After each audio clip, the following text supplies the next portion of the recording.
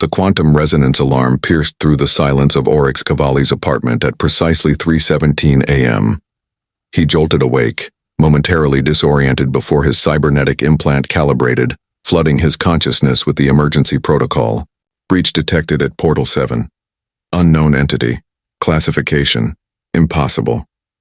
Oryx blinked away sleep, his heart thundering against his ribs. In 15 years as Earth's senior xenolinguistic interpreter, he had never once received a classification of impossible. Interdimensional visitors, yes, extra-universal travelers occasionally, but impossible? That was new. Display visuals, he commanded, voice still rough with sleep. The holographic display illuminated his bedroom with a pale blue glow, revealing Portal 7's chamber. The security feed showed a luminescent being hovering in the containment area. It appeared vaguely humanoid but constantly shifting, sometimes liquid silver, sometimes crystalline, sometimes merely a distortion in space itself.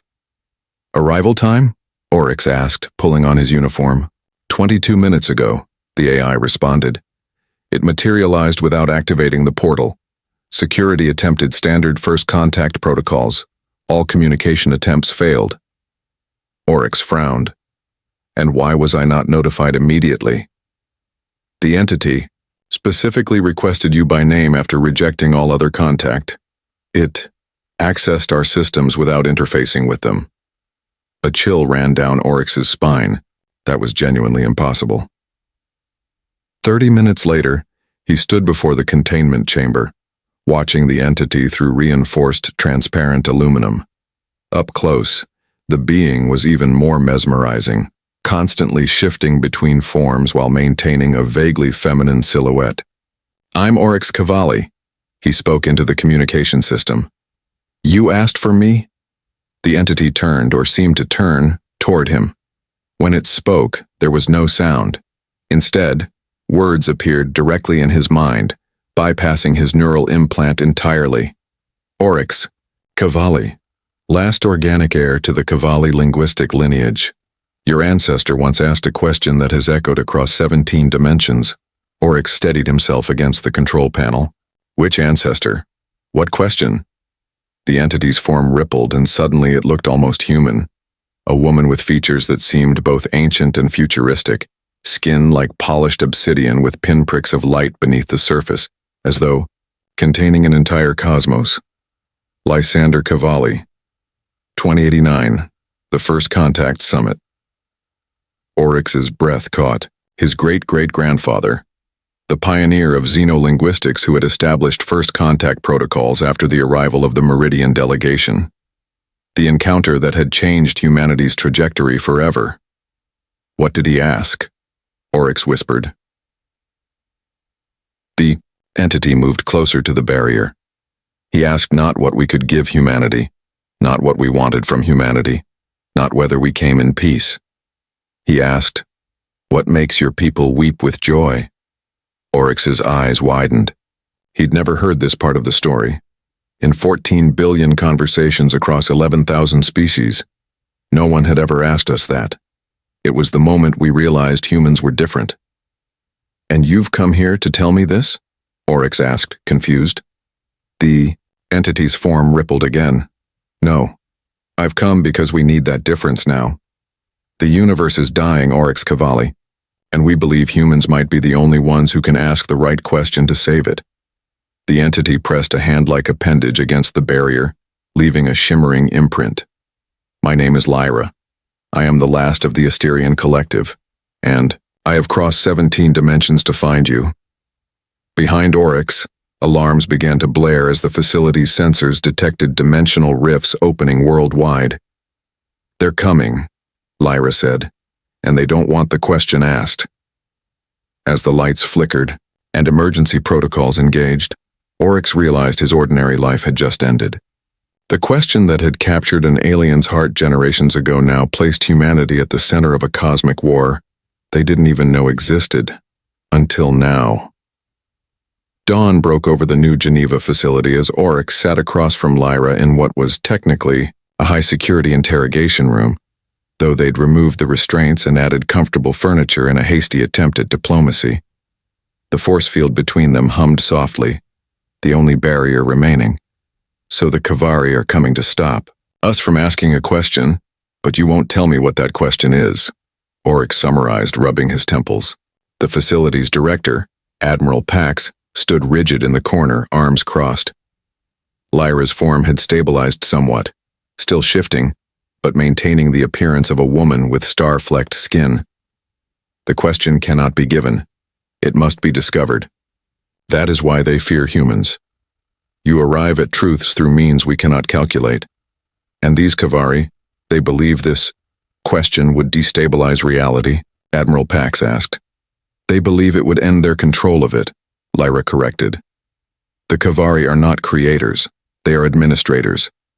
They have maintained the dimensional barriers for eons, ensuring separate realities remain separate. Oryx leaned forward. And that's bad because realities were never meant to be separate. Lyra's form shimmered with what Oryx was beginning to recognize as emotion. The universe is dying because it is fragmented. The Asterian collective learned this truth too late. The facility shuddered suddenly. Alarms blared. They're here, Admiral, Pax said grimly, checking her neural feed. 7 ships in high orbit. They're demanding we surrender the dimensional fugitive. I assume that's you. Lyra's form flickered with anxiety. The Kavari do not negotiate. They will destroy this facility to reach me. Oryx made a decision that would later be scrutinized by 17 different government committees. Shut down the force field, he ordered. Cavalli, Admiral Pax barked. That directly violates— We don't have time, Oryx interrupted. If we're going to survive this, we need trust. After a tense moment, Pax nodded to the technician. The barrier between Oryx and Lyra dissolved with a soft hiss. Lyra's form expanded slightly, tendrils of light reaching toward Oryx. Thank you. I need to understand, Oryx said urgently. Why me specifically? There are thousands of xenolinguists. Because of what you carry. One tendril of light touched Oryx's chest gently. The Cavalli bloodline carries a genetic memory, a mutation triggered by your ancestors' first contact. You can perceive patterns of communication no other humans can. The facility shuddered again, more violently. We need to evacuate, Pax announced. They've breached upper atmospheric defenses. Where can we go that they won't find us? Oryx asked. Lyra's form contracted slightly. There is a place, a nexus point where dimensions thin. From there we might reach the Asterian sanctuary. And where is this nexus point? Pax demanded. Where humans first asked the question that began all of this. The first contact monument. In the place you call Antarctica. Oryx felt a strange resonance within himself at those words, like a chord struck on an instrument he didn't know he possessed. We'll never get transport clearance in time, Pax said. Oryx turned to her. What about the prototype, the quantum displacement vehicle? Pax's eyes widened. The QDV? It's untested for human transport. But it works, Oryx pressed. Theoretically. Another blast rocked the facility. Emergency containment shields flashed online. Theoretical is better than dead, Oryx decided. He turned to Lyra.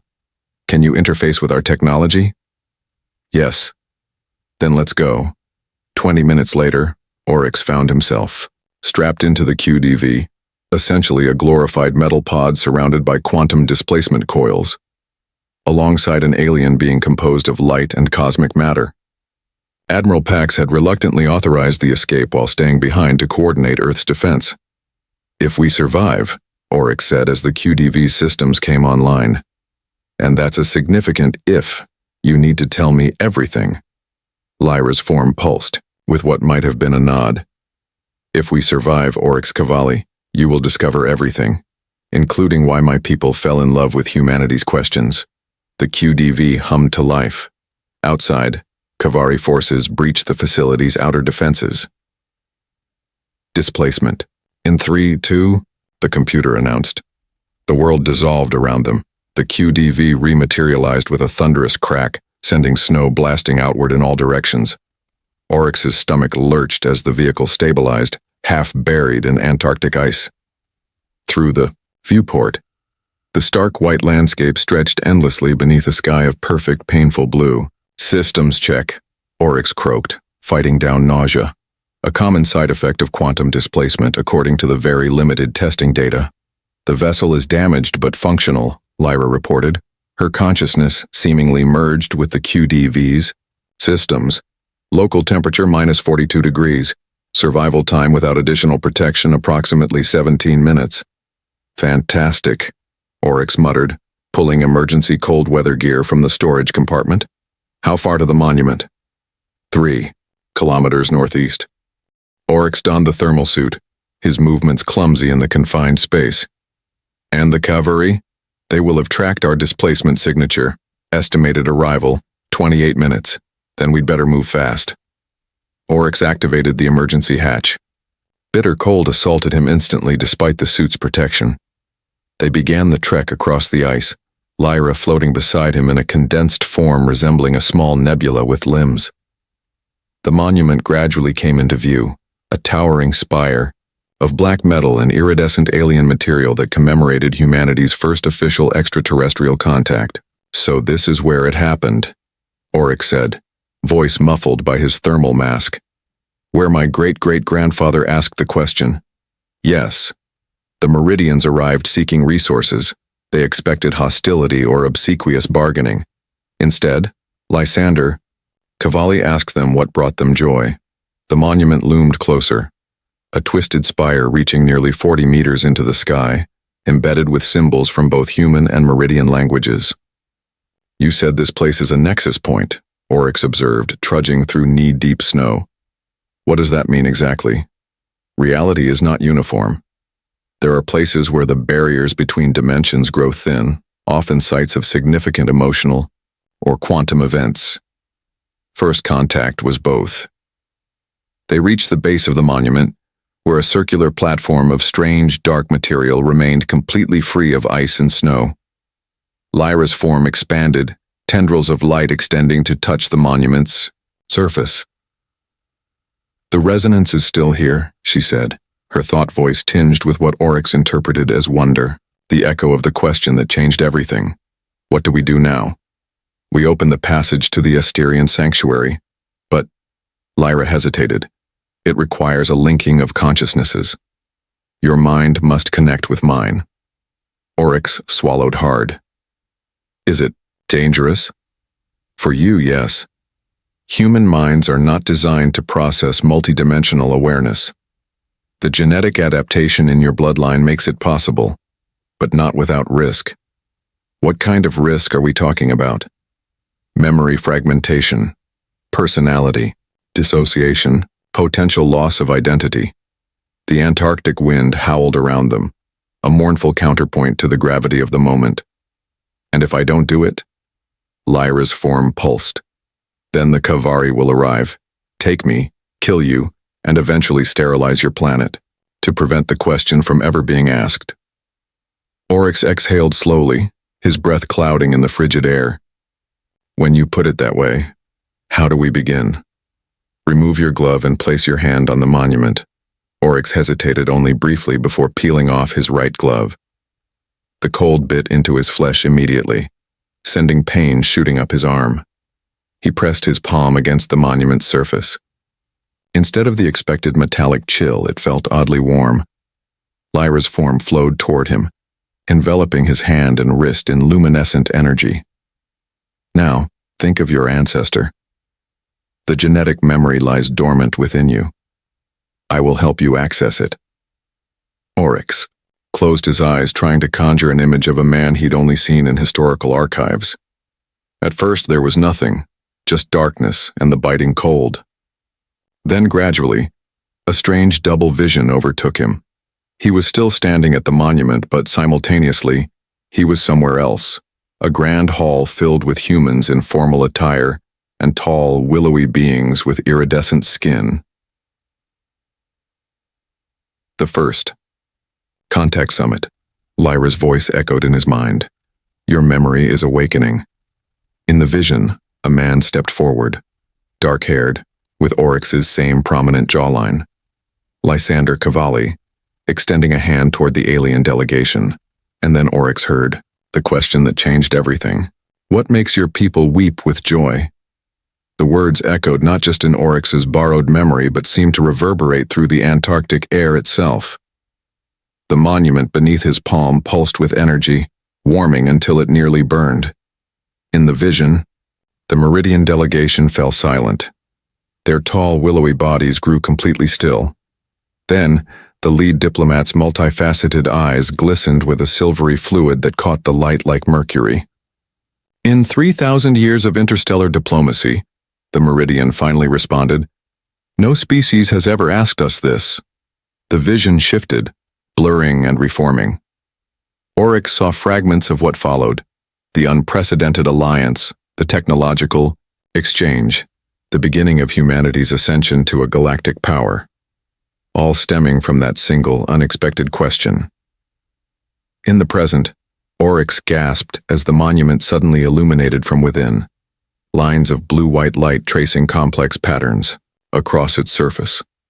The memories have activated the nexus, Lyra communicated, but we need more. Deeper. I don't understand, Oryx managed through gritted teeth, the cold and mental strain taking their toll. The question your ancestor asked was merely the beginning. There is a pattern of human questioning, a way your species thinks, that holds the key. I need to access more of your genetic memory. Before Oryx could respond, the horizon lit up with a sickly green light. 3 sleek vessels descended from the clouds, angular and predatory like metallic mantises. Cavalli? Oryx asked, though he already knew the answer. Yes. We have minutes at most. Oryx made another split-second decision. Take whatever you need. Go deeper. Lyra's form enveloped him more completely, tendrils of light wrapping around his shoulders and head.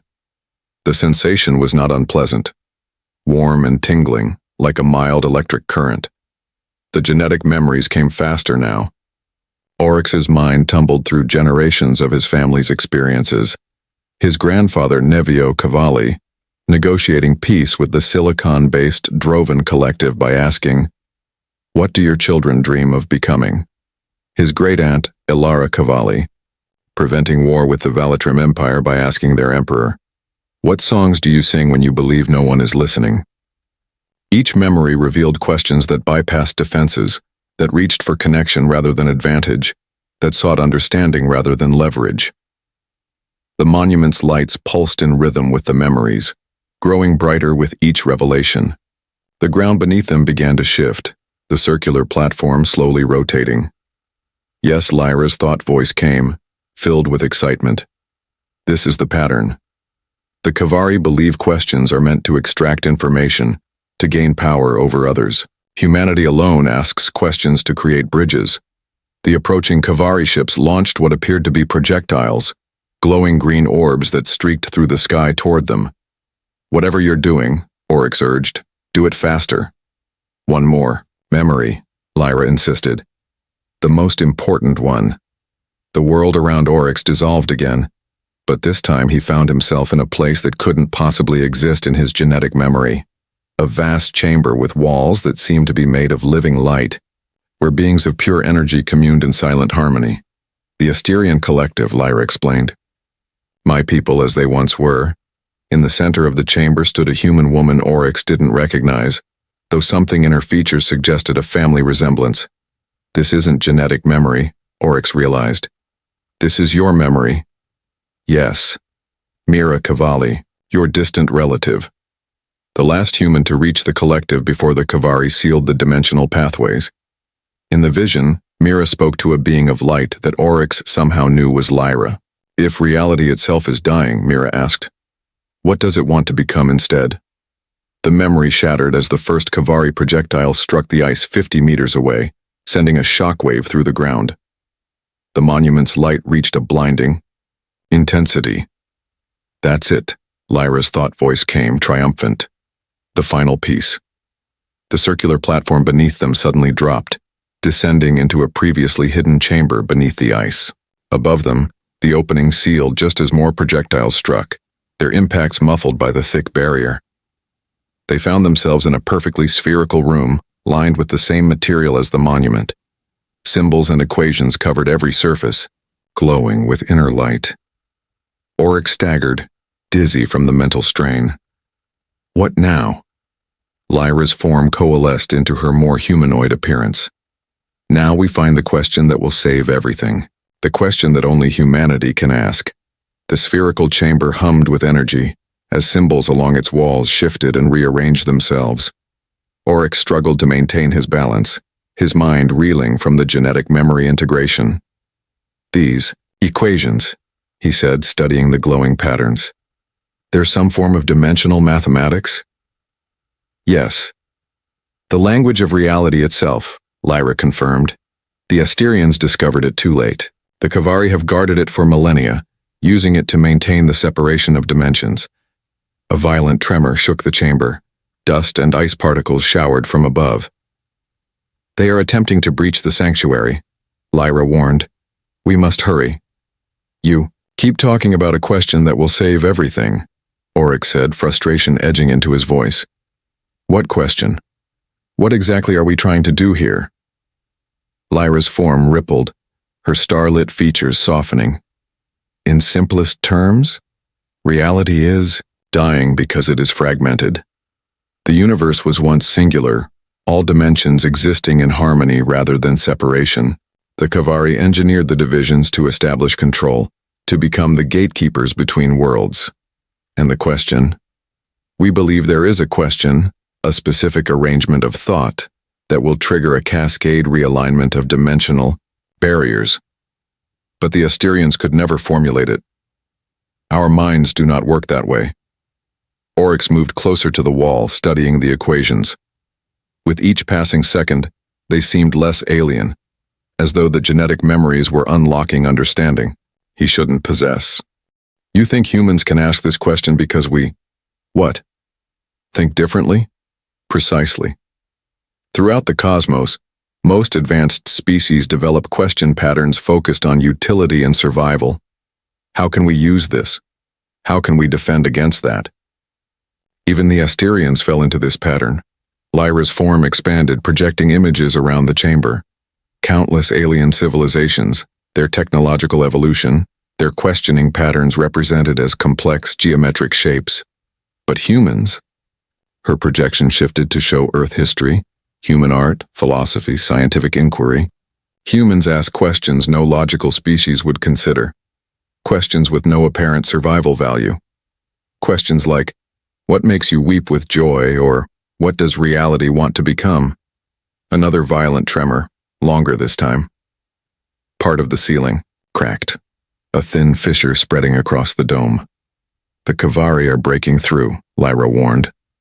This sanctuary was never meant to withstand a direct assault. Oryx's mind raced. These equations, their conversion formulas between dimensional states? Yes, how did you?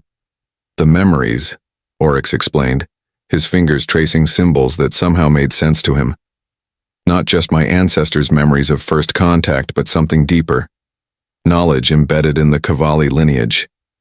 Yes, Lyra confirmed, excitement vibrating through her thought voice. Mira Cavalli underwent genetic modification to carry Asterian mathematical understanding. We had hoped it would pass down through generations until someone could unlock it. The pieces began falling into place in Oryx's mind, the equation's structure, the dimensional mathematics, the nature of the question they sought. But something was still missing. These equations describe reality as it was and as it is now, he noted. But not what it could be. There's a variable missing. Yes. The intent factor. Reality responds to conscious intent, particularly the intent embedded in fundamental questions. This is why the question matters so deeply. Another tremor, violent enough to knock Oryx to his knees. Above them, the fissure widened, and a sickly green light penetrated the chamber. They've almost breached our sanctuary, Lyra warned. Oryx Cavalli, if you understand the equations, you must formulate the question now. Oryx stared at the symbols, his inherited knowledge connecting with his training as a xenolinguist. The patterns merged and flowed in his mind, revealing a framework, a possibility. It's not a question about what reality was, he realized aloud, or what it is now. It's about relationship, about connection. The chamber's ceiling fractured, further. Through the widening gaps, Oryx glimpsed elongated figures descending on beams of green light, angular bodies with too many limbs, faces obscured by intricate masks. The Kavari had arrived. Now, Oryx, Lyra's thought voice came urgently. Ask the question. Oryx closed his eyes, letting the genetic memories, the equations, and his own training synthesize. The question formed in his mind, simple yet profound, addressing reality not as an object, to be manipulated but as an entity to be engaged. He opened his eyes as the first Kavari breached the chamber, its many-limbed form radiating ancient malevolence, and Oryx Cavalli asked the question that would change everything. What would you become if all your pieces remembered they are whole? The words left Oryx's lips and hung in the air, not as sound, but as visible ripples that expanded outward like rings in water. The equations on the chamber walls flared brilliantly, each symbol detaching from the surface to float freely in three-dimensional space. The lead Kavari froze in mid-descent, its many limbs rigid with what could only be shock. Behind its ornate mask, multiple eyes widened. The question, it hissed in a voice like grinding crystal. He has asked the forbidden question. More Kavari poured through the breach, their elongated bodies moving with unnatural speed. But before they could reach Oryx, Lyra surged forward, her luminescent form expanding to create a barrier of pure light. The cascade has begun, she communicated, her thought voice strained. Hold the question in your mind, Oryx. Focus on its meaning. Oryx concentrated, repeating the question internally like a mantra. As he did, the floating equations began to rotate and reconfigure themselves, forming increasingly complex patterns in the air.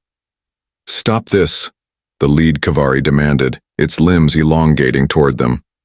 You will destabilize all reality. No. Oryx found himself responding with sudden clarity. We're restoring it to what it always wanted to be. The chamber began to vibrate at a frequency that resonated through Oryx's very atoms. The walls, floor, and what remained of the ceiling became translucent, revealing not the ice and stone that should have surrounded them, but glimpses of countless other dimensions, some achingly similar to their own, others utterly alien in their physical laws. The Kavari attacked Lyra's barrier with weapons that fired not energy or matter, but something that seemed to erase portions of reality itself. Where their beams struck, holes appeared in Lyra's protective light. I cannot hold them much longer, she warned. The question needs an anchor, a focal point for the cascade. What does that mean? Oryx shouted over the increasing chaos. It means someone must become the nexus through which all dimensions remember their connection. Understanding dawned on Oryx with terrible clarity. Someone has to contain the entire cascade within themselves. Yes, it was always meant to be an Asterian. Our consciousness can expand to hold multidimensional awareness. But I am the last, and I must maintain the barrier. Another blast from the Kavari weapons tore a larger hole in Lyra's protective field. Through it, the lead Kavari thrust a limb that stretched impossibly toward Oryx. Acting on instinct or perhaps guided by his genetic memory, Oryx reached out and touched the nearest floating equation. It adhered to his hand like liquid light, sinking beneath his skin. The sensation was excruciating yet somehow exhilarating. What if I become the anchor? He asked, reaching for another symbol. You cannot. Lyra's thought voice came with desperate intensity. Human consciousness cannot survive full-dimensional integration. But Oryx was already absorbing more equations, each one burning through his neural pathways like liquid fire. My ancestors carried pieces of this knowledge for generations, he gasped. What if that was preparation? What if this is what the Cavalli lineage was meant for? The lead Kavari's reaching limb froze mere centimeters from Oryx's face. The human vessel cannot contain the wholeness, it stated, but now uncertainty tinged its crystalline voice. Oryx met its many-eyed gaze through the ornate mask. You've never understood humans, he said, drawing more equations into himself. We're already paradoxes, finite beings with infinite curiosity, mortal creatures that dream of eternity. With each equation he absorbed, Oryx's perception expanded. He began to see not just the dimensions glimpsed through the translucent walls, but all dimensions simultaneously, infinite variations of reality overlaid upon one another. The Kavari suddenly withdrew, gathering together in a defensive formation. The cascade accelerates. We must retreat to the foundation dimension. Oryx, Lyra called. It's too much for you. Already your physical form shows signs of dimensional fracturing. She was right. Looking down, Oryx could see his body becoming transparent, in places revealing not blood and bone but glimpses of other realities. Yet strangely, he felt no fear. Only a growing sense of connection to everything that existed or ever could exist.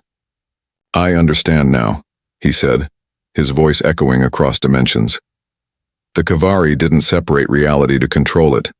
They did it because they feared what wholeness would mean, the end of their purpose as administrators. The lead Kavari shuddered, visibly. We maintained order. You maintained stagnation, Oryx countered, absorbing the final equations. Reality was never meant to be fragmented. It was meant to evolve together. As the last symbol disappeared into his transforming body, Oryx felt something impossible. He felt reality itself responding to the question he had asked. Across countless dimensions, barriers thinned and dissolved as existence itself remembered its original wholeness. Lyra's protective barrier collapsed as she turned to Oryx, her luminescent form radiating awe. You're becoming the Nexus, a human anchor for unified reality. The Kavari retreated through their breach, disappearing in flashes of sickly green light. The chamber around them began to dissolve, not in destruction, but in transformation, becoming a nexus point connecting all dimensions. Will Earth survive this? Oryx asked, even as his consciousness expanded beyond his physical form. Yes, Lyra assured him. All worlds will survive, but none will remain unchanged. The barriers will never again be absolute. Reality will flow between dimensions as it was always meant to. As the last physical vestiges of the chamber disappeared, Oryx Cavalli, or what had once been Oryx Cavalli, became a being of pure dimensional energy. His consciousness expanded to encompass the vastness of unified reality, yet somehow retained the essential quality that had made him human, the ability to ask questions that forged connections. And across the newly unified cosmos, all beings heard his final question, echoing through the fabric of existence itself. What wonders shall we discover together? The question that had saved everything. The question an alien had fallen in love with. The question that reminded reality it had always been whole.